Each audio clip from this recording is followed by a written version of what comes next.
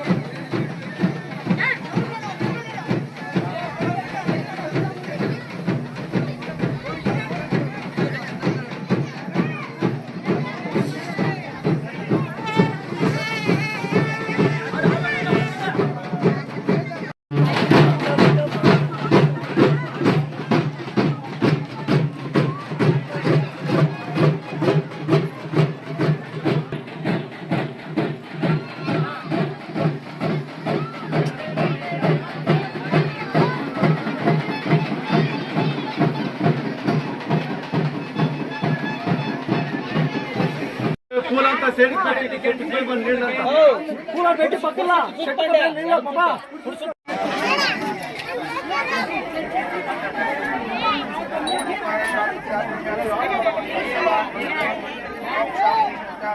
सेनां समस्त आस्तिक भक्त महाजनानां नाना गोत्रोद्भवानां नाना नाम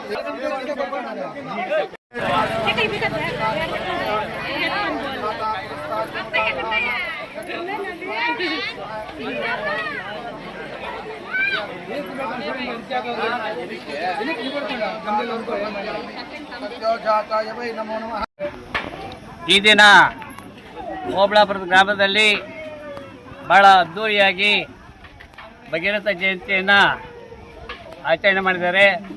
ಆ ಗ್ರಾಮದ ಎಲ್ಲರಿಗೂ ಕೂಡ ನಾನು ಅನಂತ ಧನ್ಯವಾದಗಳನ್ನು ಅರ್ಪಿಸ್ತಾ ಇದ್ದೀನಿ. ಭಗೀರಥ ಸಗರವಂಶ ಚಕ್ರವರ್ತಿ ಇವರು ನಮ್ಮ ವಂಶದಲ್ಲಿ ಅನೇಕ ಮಹನೀಯರು ಜನಿಸಿದ್ದಾರೆ.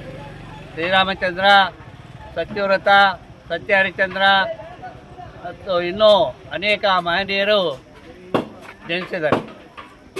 ಈ ಒಂದು ಸಗರವಂಶದಲ್ಲಿ ಹುಟ್ಟಿ ಭಗೀರಥ ಯಾತಕ್ಕೆ ತಪಸ್ಸು ಮಾಡ್ದಂದರೆ ಅವರು ಒಂದು ಯಜ್ಞವನ್ನು ಮಾಡ್ತಕ್ಕಂಥ ಸಂದರ್ಭದಲ್ಲಿ 60,000 ಮಂದಿ ಅವರ ತಾತಂದಿರು ಸುಟ್ಟು ಭಸ್ಮ ಆಗಿ ಬೂದಿ ಆಗಿದ್ದರು. ಅವರ ಒಂದು ಶ್ರೇಯಸ್ಸಿಗಾಗಿ ಭಗೀರಥ ಅನೇಕ ವರ್ಷಗಳ ಕಾಲ ಚಳಿ, ಗಾಳಿ, ಮಳೆ ಅನ್ನದೇ ಘೋರವಾದ ತಪಸ್ಸನ್ನು ಮಾಡಿ ದೇವಲೋಕದ ಗಂಗೆಯನ್ನು ಭೂಲೋಕಕ್ಕೆ ತರಿಸಿ ಅವರ ಒಂದು ಬೂದಿಯ ಮೇಲೆ ಹರಿಸಿದಾಗ ಅವರೆಲ್ಲರೂ ಕೂಡ ಅವರು ಮತ್ತೆ ಜನ್ಮವನ್ನು ತಾಳ್ತಾರೆ. ಅದಕ್ಕಾಗಿ ಈ ಒಂದು ಭಗೀರಥ ತಪಸ್ಸು ಅಂದರೆ ಸಾಧನೆ ಮಾಡದೇ ಇರತಕ್ಕಂಥ ವಿಚಾರವನ್ನು ಸಾಧನೆ ಮಾಡಿ ತೋರಿಸ್ತಕ್ಕಂಥ ಮಹಾನ್ ಪುರುಷ ಶ್ರೀ ಭಗೀರಥ ಮಹಾರಾಜ. ಹಾಗೆ ನಮ್ಮ ಕುಲವೃತ್ತಿ ಉಪ್ಪನ್ನು ತಯಾರು ಮಾಡ್ತಕ್ಕಂಥವ್ರು. ಅದಕ್ಕಾಗಿ ನಮಗೆ ಉಪ್ಪಾರರು ಅಂತಂದೇಳಿ ಹೆಸರನ್ನು ಕೊಟ್ಟಿದ್ದಾರೆ. ಅಂದರೆ ನಾವು ಯಾವುದೇ ಒಂದು ಎಷ್ಟೇ ಚೆನ್ನಾಗಿ ಮಾಡಿದ್ರು ಕೂಡ ಉಪ್ಪಿಲ್ಲದಿದ್ದರೆ ಅದರ ಒಂದು ರುಚಿನೇ ಇರಲ್ಲ. ಯಾವುದೇ ಒಂದು ತಿಂಡಿ ಆಗಲಿ ಸಾರಿಗಾಗಲಿ ಉಪ್ಪು ಆಗದೆ ಇದ್ದರೆ ಅದು ರುಚಿನೇ ಇರಲ್ಲ. ಅದಕ್ಕಾಗಿ ನಾವು ತಯಾರು ಮಾಡ್ತಕ್ಕಂಥದ್ದು ನಮ್ಮ ಕುಲಕಸುಬು ಉಪ್ಪು.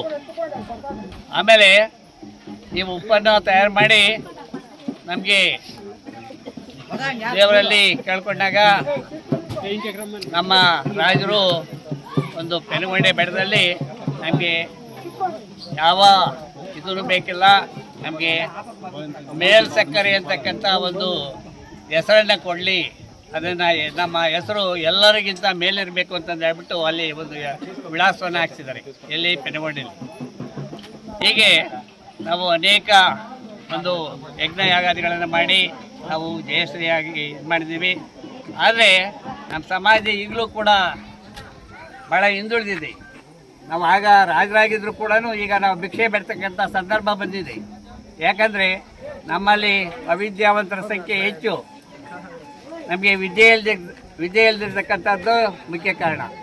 ರಾಜಕೀಯದಲ್ಲಿ ಶೈಕ್ಷಣಿಕವಾಗಿ, ರಾಜಕೀಯವಾಗಿ, ಸಾಮಾಜಿಕವಾಗಿ ನಾವು ಬೆಳಿಬೇಕಾದ್ರೆ ಮಕ್ಕಳಿಗೆ ಉನ್ನತ ಸ್ಥಾನಕ್ಕೆ ಏರಿಸಿ ಅವರೆಲ್ಲರೂ ಕೂಡ ಅಭಿವೃದ್ಧಿಗೆ, ಮಕ್ಕಳ ಅಭಿವೃದ್ಧಿಗೆ ನಾವೆಲ್ಲರೂ ಕೂಡ ಪೋಷಕರು ಗಮನ ಹರಿಸ್ಬೇಕಂತಂದೇಳಿ ಮತ್ತು ಸಂಘಟನೆ ಆಗಬೇಕು. ನಾವು ಡಾಕ್ಟರ್ ಬಾಬಾ ಸಾಹೇಬ್ ಅಂಬೇಡ್ಕರ್ ಹೇಳಿದ್ದಾರೆ, ಸಂಘಟನೆ ಹೋರಾಟ ಅನ್ನೋದು.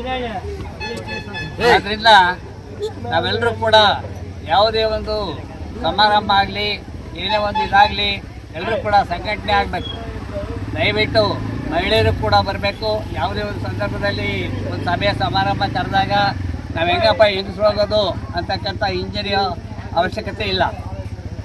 ಈಗ ಮುಂದಿನ ತಿಂಗಳು ಜಿಲ್ಲಾ ಮಟ್ಟದಲ್ಲಿ ಒಂದು ಸಮಾವೇಶ ಮಾಡಬೇಕು ಅಂತ ಇದ್ದಾರೆ. ಅದಕ್ಕೆ ನಮ್ಮ ಗ್ರಾಮದಲ್ಲೇ ಆಗಲಿ ಮತ್ತು ಅಕ್ಕಪಕ್ಕದ ಗ್ರಾಮದಲ್ಲಾಗಲಿ ಎಲ್ಲರೂ ಕೂಡ ಹೇಳಿ ಎಲ್ಲರನ್ನ ಭಾಳ ಹೆಚ್ಚಿನ ಸಂಖ್ಯೆಯಲ್ಲಿ ಆ ಒಂದು ತುಮಕೂರು ಜಿಲ್ಲೆಯಲ್ಲಿ ನಾವೆಲ್ಲ ತೋರಿಸ್ಕೋಬೇಕು. ಆಗಲೇ ನಮಗೆ ರಾಜಕೀಯ ಶಕ್ತಿ ಬರೋದು. ಉಪ್ಪಾರರು ಎಷ್ಟು ಜನ ಇದ್ದಾರಪ್ಪ ಅಂತಕ್ಕಂಥದ್ದು ತೋರಿಸ್ಬೇಕು. ದಯವಿಟ್ಟು ಯಾರು ಕೂಡ ಆವತ್ತಿನ ದಿವಸ ಖಾಲಿ ಮಾಡಬೇಡಿ. ದಯವಿಟ್ಟು ಆ ಒಂದು ಸಭೆಗೆ ಹಾಜರಾಗಬೇಕು ಅಂತ ಕೇಳಿ ನಾನು 2 ಮಾತುಗಳನ್ನು ಮುಗಿಸ್ತಾ ಇದ್ದೀನಿ. ಜೈ ಭಗೀರಥ. ಐಡಿಹಳ್ಳಿ ಹೋಬಳಿ ಚಿಕ್ಕದಾಳವಟ್ಟ ಗ್ರಾಮ ಪಂಚಾಯತಿಗೆ ಸೇರಿದ ಓಬಳಾಪುರ ಗ್ರಾಮದಲ್ಲಿ ಇವತ್ತು ಭಗೀರಥ ಜಯಂತಿಯನ್ನು ಕಷ್ಟಪಟ್ಟು ಹುಡುಗರೆಲ್ಲ ಸಮಯಪಟ್ಟು ಹುಡುಗರೆಲ್ಲನೂ ಸಮಯಪಟ್ಟು ನಮ್ಮ ಹಬ್ಬ ಅಂತ ಖುಷಿಯಾಗಿ ಇವತ್ತೆಲ್ಲ ಕೆಲಸ ಕಾರ್ಯ ಎಲ್ಲ ಬಿಟ್ಟು ಹೆಣ್ಮಕ್ಳು ಎಲ್ಲ ಗಂಡು ಮಕ್ಕಳು ಎಲ್ಲ ನಿಂತು ಅದ್ದೂರಿಯಾಗಿ ಮಾಡಿದ್ದಾರೆ. ಇವತ್ತು ಅವ್ರಿಗೆಲ್ಲ ಧನ್ಯವಾದಗಳನ್ನು ತಿಳಿಸ್ತಾ ಇದ್ದೀವಿ. ಇವತ್ತು ನಮ್ಮೂರಿಗೆ ಯಾವುದೇ ಕಾರಣಕ್ಕೂ ಒಂದು ರಸ್ತೆ ಒಂದು ಇದು ಯಾವುದೇ ಆಗಲಿ ನಮ್ಮೂರಿಗೆ ಎಲ್ಲೋದ್ರೂ ದಾರಿ ಇದೆ. ನಮ್ಮ ಇದರಲ್ಲಿ ಗೊಂದಲ ಬರ್ತಾ ಇದೆ. ನಮ್ಮೂರಿಗೆ ದಾರಿ ಇದೆ ಯಾವುದು, ನಾವು ರಾಜಕೀಯ ಬಂದಾಗ ಓಟ್ ಹಾಕ್ರಿ ಅಂತ ಬರ್ತಾರೆ. ಇದೆ ಬೇರೆ ಇದರಲ್ಲಿ ಯಾವುದ್ರಲ್ಲಿ ನಮ್ಮ ಮೂಲ ಸೌಕರ್ಯ ಇಲ್ಲ. ನಮ್ಮ ಊರು ಇದು ಆಂಧ್ರ ಗಡಿ ಬಾರ್ಡ್ರು ಅಂತ ಹೇಳ್ಬಿಟ್ಟು ನಮ್ಮನ್ನು ಕಡೆಗಣಿಸ್ತಾ ಇದ್ದಾರೆ. ಯಾವುದೇ ಕಾರಣಕ್ಕೂ ನಾವು ತಾಲ್ಲೂಕಲ್ಲಿ ಒಂದು 16-17 ಸಾವಿರ ಓಟ್ ಇದೆ ನಮ್ಮದು ಜನಸಂಖ್ಯೆ ಇದೆ. ಇವತ್ತು ಐಡಿಹಳ್ಳಿ ಹೋಬಳಿನಲ್ಲಿ ಒಂದು TP ಗೆದ್ಕೋಬೋದು. ನಮ್ಮ ಐಡಿಹಳ್ಳಿ ಹೋಬಳಿನಲ್ಲಿ ನಮ್ಮ ಉಪ್ಪಾರ ಜನಾಂಗದ್ದು, ನಮ್ಮ ಸಮಾಜದ್ದು ಎಲ್ಲ ಊರಲ್ಲೇ ನಾವು 5ನೇ ವರ್ಷ ಇವತ್ತು ಜಯಂತಿ ಪೂರೈಸ್ತಾ ಇದ್ದೀವಿ. 5ನೇ ವರ್ಷ ಇದು ವಿಗ್ರಹ ಇಕ್ಕಿ ನಾವು ಪ್ರತಿಷ್ಠಾಪನೆ ಮಾಡಿ 3ನೇ ವರ್ಷ ಆಗಿದೆ. ಇವತ್ತು ಎಲ್ಲ ಅದ್ದೂರಿಯಾಗಿ ನಿಂತು ಓಬಳಾಪುರ ಗ್ರಾಮದಲ್ಲಿ ಅದ್ದೂರಿಯಾಗಿ ಇದು ಭಗೀರಥ ಜಯಂತಿಯನ್ನು ಆಚರಣೆ ಮಾಡಿ ಎಲ್ಲರಿಗೂ ಶುಭಾಶಯ ಕೋರಿ ನಮ್ಮ 2 ಮಾತುಗಳನ್ನು ರಾಜಕೀಯದಲ್ಲಿ ನಮ್ಮ ಉಪ್ಪಾರ ಸಮಾಜದೆಲ್ಲ ಕಡೆಗಣಿಸಿದ್ದಾರೆ. ಯಾರೇ ಬಂದ್ರು ಗಣ ವ್ಯಕ್ತಿಗಳು ಬಂದ್ರು ನಮ್ಮೂರಲ್ಲಿ ಓಟ್ಗೆ ಮಾತ್ರ ಬರ್ತಾರೆ ಅಷ್ಟೇ, ಓಟ್ ಹಾಕ್ಸ್ಕೊಂಬಕ್ಕೆ. ನಿಮ್ಮ ಮೂಲ ಸೌಕರ್ಯ ಏನಿದೆ, ನಿಮ್ಮ ಊರ ಅಭಿವೃದ್ಧಿ ಏನ್ಬೇಕು ಅಂತ ಕೇಳೋರು ಇಲ್ಲ, ಹೇಳೋರು ಇಲ್ಲ, ಒಬ್ರು ಕೇಳೋದೇ ಇಲ್ಲ. ಎಲೆಕ್ಷನ್ ಬಂದ್ರೆ 5 ವರ್ಷಕ್ಕೆ ಒಂದ್ಸಲಿ ಬರ್ತಾರೆ, ಓಟ್ ಹಾಕ್ಸ್ಕೊಂತಾರೆ, ಓಟ್ಗೆ ಹೋಗ್ತಾರೆ ಅಷ್ಟೇ. ಸಮಾಜ ಈಗ ಮುಂದೆ ಏನು ಮಾಡ್ಬೇಕಂದ್ರೆ ನಮ್ಮ ಸಮಾಜ ಎಲ್ಲ ಎಚ್ಚೆತ್ಕೊಂಡ್ರೆ ಬುದ್ಧಿ ಕಲಿಸ್ಬೇಕು ಇನ್ನು ಮುಂದಕ್ಕೆ ಅಂತ ಹೇಳ್ಬಿಟ್ಟು ನನ್ನ ಅನಿಸಿಕೆ. ನಿಮ್ಮ ಹೆಸರು? ನಮ್ಮ ಹೆಸರು ನರಸಪ್ಪ ಅಂತ, ಗ್ರಾಮ ಪಂಚಾಯತಿ ನಂಬರು. ಓಬಳಾಪುರ ಗ್ರಾಮದಲ್ಲಿ ರಾಜ ಮಹರ್ಷಿ ಭಗೀರಥ ಜಯಂತಿಯನ್ನು ಅತಿ ಅದ್ಧೂರಿಯಾಗಿ ನೆರವೇರಿಸಿದ್ದಾರೆ. ಇಲ್ಲಿನ ಯುವಕರು ಹುಡುಗರು ಹೆಚ್ಚಿನ ಆಸಕ್ತಿ ಇದ್ದು ಈ ಜಯಂತಿಯನ್ನು ಏರ್ಪಡಿಸಿದ್ದಾರೆ. ಈ ಜಯಂತಿಯನ್ನು ಮಾಡಬೇಕೆಂದರೆ ಬಹಳ ಭಕ್ತಿಯಿಂದ ಭಗೀರಥ ಜಯಂತಿಯನ್ನು ಏರ್ಪಡಿಸಿರುವುದು ಹೆಣ್ಣು ಮಕ್ಕಳು. ಅವರು ಮನೆಯನ್ನು ಶುದ್ಧೀಕರಿಸಿ ಕಳಸವನ್ನು ಹೂಡಿ ಆ ಭಗೀರಥ ದೇವರಿಗೆ ನಮಸ್ಕಾರ ಮಾಡಿ, ಮನೆ ದೇವರಿಗೆ ನಮಸ್ಕಾರ ಮಾಡಿ, ಮನೆ ಯಜಮಾನರಿಗೆ ನಮಸ್ಕಾರ ಮಾಡಿ ಆ ಕಳಸವನ್ನು ಹೊರಬೇಕಾದರೆ ಅವರಿಗೆ ಯೋಗ್ಯತೆ ಇರುವಂತವರು ಮಾತ್ರನ ಆ ಕಳಸ ಹೊರದಿದ್ದಾರೆ. ಕಳಸ ಹೊರಬೇಕಾದ್ರೆ ನಮ್ಮ ಮನೆ ಯಜಮಾನರಿಗೆ ಎಲ್ಲರೂ ಪಾದ ಪೂಜೆ ಮಾಡಬೇಕು. ಆ ಪಾದ ಪೂಜೆ ಮಾಡಬೇಕು. ಮಾಡದಿದ್ದಾಗ ಅವರು ಕಳಸ ಹುಡುಗಕ್ಕೆ ಯೋಗ್ಯವಂತರಾಗುವುದಿಲ್ಲ. ದಯವಿಟ್ಟು ಹೆಣ್ಣು ಮಕ್ಕಳು ನಿಮ್ಮ ಮನೆ ಯಜಮಾನರಿಗೆ, ನಿಮ್ಮ ಮನೆ ದೇವರಿಗೆ, ಸ್ವಾಮಿ ಭಗೀರಥ ಸ್ವಾಮಿಗೆ ಎಷ್ಟು ಭಕ್ತಿಯಿಂದ ನೀವು ಆಚರಣೆ ಮಾಡ್ತಾ ಇದ್ದೀರಂದ್ರೆ ಪೂಜೆಯನ್ನು, ಅಷ್ಟು ನಿಮಗೆ ಆಯುಷ್ಯ ಹೆಚ್ಚಾಗಿರುತ್ತದೆ, ನಿಮ್ಮ ಅರಿಶಿನ ಕುಂಕುಮವು ಹೆಚ್ಚಾಗಿರುತ್ತದೆ. ದಯವಿಟ್ಟು ಹೆಣ್ಮಕ್ಳು ಕೇಳಿ, ನಿಮ್ಮ ಅರಿಶಿನ ಕುಂಕುಮ ಬಳೆ ಹೂವು ಇವೆಲ್ಲ ಇರಬೇಕು ಅಂದ್ರೆ ನಿಮ್ಮ ಮನೆ ಯಜಮಾನರಿಗೆ ನೀವು ಬೆಳಿಗ್ಗೆ ಮಖ ತೊಳೆದು ಪೂಜೆ ಮಾಡಿ, ಸ್ವಾಮಿಗೆ ಪೂಜೆ ಮಾಡಿ, ರಾಜ ಮಹರ್ಷಿಗೆ. ಪ್ರತಿಯೊಬ್ಬರು ಯುಗಾದಿ ಹಬ್ಬ ಮಾಡ್ತಾರೆ, ಶ್ರೀರಾಮನವಮಿ ಮಾಡ್ತಾರೆ, ಆಕಾಶಿ ಮಾಡ್ತಾರೆ. ಯಾವ ಹಬ್ಬದಲ್ಲಾದರೂ ನಾವು ಸ್ವಾಮಿ ಭಗೀರಥಿಗೆ ಹಣ್ಣು ಕಾಯಿ ಪೂಜೆ ಮಾಡಿದ್ದೀರಾ? ಇಲ್ಲ, ಯಾರು ಮಾಡ್ತಾ ಇಲ್ಲ. ವರ್ಷದಲ್ಲಿ ಮಾತ್ರ ಭಗೀರಥ ಜಯಂತಿ ಮಾಡ್ತಾ ಇದ್ದಾರೆ.